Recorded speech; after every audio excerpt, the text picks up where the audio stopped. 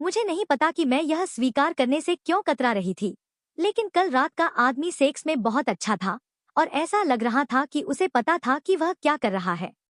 मेरा टूटा हुआ लेकिन पूरी तरह से संतुष्ट शरीर और योनि इस बात का पर्याप्त सबूत था। हालांकि इससे कोई फर्क नहीं पड़ता क्योंकि मैं उस आदमी को फिर कभी नहीं देखूंगी और अगर देख भी लूंगी तो शायद मैं उसे पहचान नहीं पाऊंगी। शायद वह मुझे भी नहीं पहचान पाएगा। ओह, बिना किसी बंधन के एक रात के संबंध का आनंद। हालांकि मैंने अपने दिमाग में यही कहा था, यह मेरी जिंदगी का पहला वन नाइट स्टैंड था। मैंने खुद को साफ किया और जल्दी से नहाया क्योंकि मैंने काम पर समय पर पहुंचने की पूरी कोशिश की। हैंगओवर से उबरना अब और भी चुनौतीपूर्ण होता जा रहा है।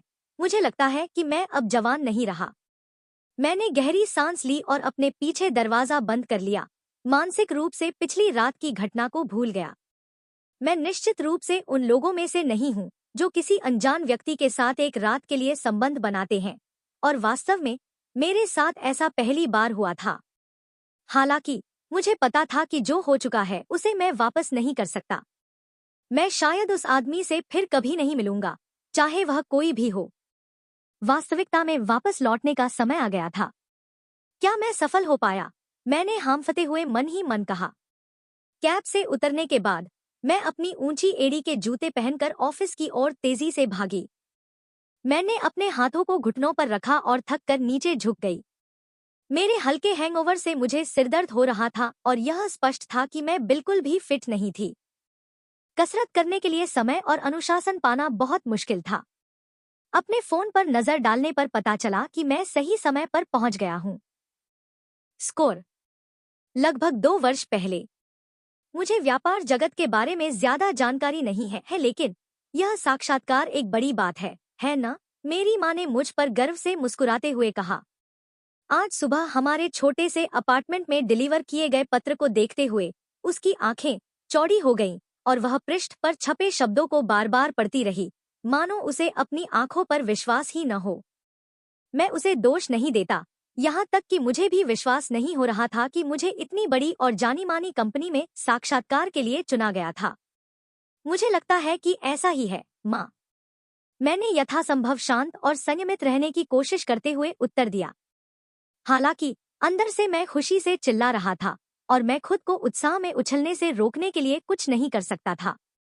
भले ही यह इस कंपनी के दरवाजे में अपना पैर रखने का पहला कदम था, लेकिन मैं देश की अग्रणी विज्ञापन और फिल्म निर्माण कंपनी जेसन एंड हिल्स में साक्षात्कार का मौका पाकर रोमांचित था। नहीं, दुनिया में। मैंने अपनी माँ के पतले कंधे के ऊपर से झांक कर देखा कि वह पत्र उनके हाथों में था।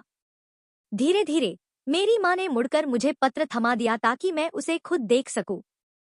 जब मैंने निमंत्रण पत्र को अपने हाथ में लिया तो यह पूरी घटना और भी वास्तविक लगने लगी।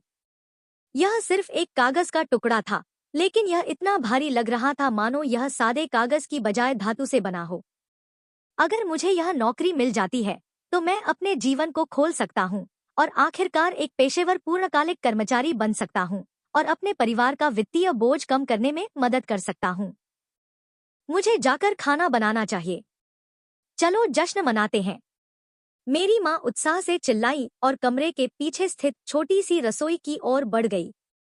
मैं इस पल के लिए अपनी पूरी जिंदगी कड़ी मेहनत कर रहा हूँ। मैं इस अवसर को हाथ से जाने नहीं दे सकता।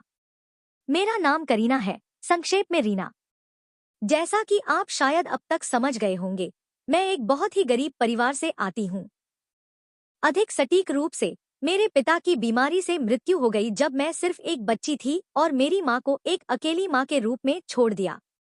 मेरी माँ और मैं शहर के बाहरी इलाके में एक छोटे से कस्बे में रहते हैं, जहाँ उन्होंने अपना पूरा जीवन कई तरह के छोटे मोटे काम करके गुजारा किया। मैंने अपना पूरा बचपन घर पर अकेले रहकर बिताया, जब तक कि मैं अपने घर के नजदीक एक पब्लिक स्कूल में नहीं जा सका, जबकि मेरी माँ खाने की व्यवस्था करने के लिए काम पर जाती थी। वह किसी भी नौकरी में काम करती थी जिसमें उसे काम मिल जाता था, जैसे वेट्रेस, माली, फूलवाला, बेबीसिटर, और फिर आगे बढ़ते हुए जब उसे आखिरकार उस छोटे से शहर के एक स्थानीय रेस्तरां में सहायक रसोइया के रूप में पूर्णकालिक नौकरी मिल गई, जहां हम रहते थे। मुझे जीवन में पहले ही एहसास हो गया था कि अगर हमें जीवित रहना है तो मुझे अपनी माँ पर जितना संभव हो सके उतना कम बोझ डालने का तरीका खोजना होगा, खासकर आर्थिक रूप से। मैंने सीखा कि हमें एक दूसरे का समर्थन करना होगा और मैं कम मांग करके और अपना ख्याल रखने के लिए अपना सर्वश्रेष्ठ प्रयास करके योगदान दे सकता हूँ।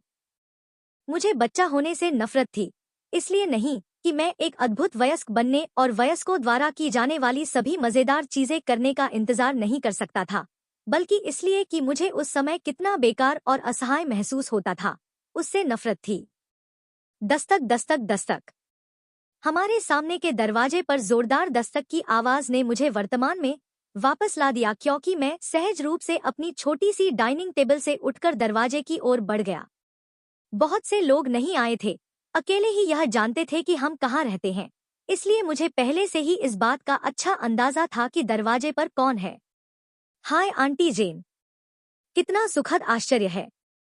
क्या आप हमारे साथ डिनर पर आना चाहेंगी?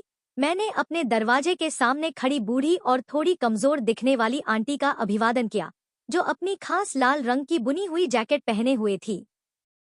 बधाई हो। मैं इसलिए आ रही हूँ क्योंकि मैंने तुम्हारी माँ से बहुत बढ़िया खबर सुनी है।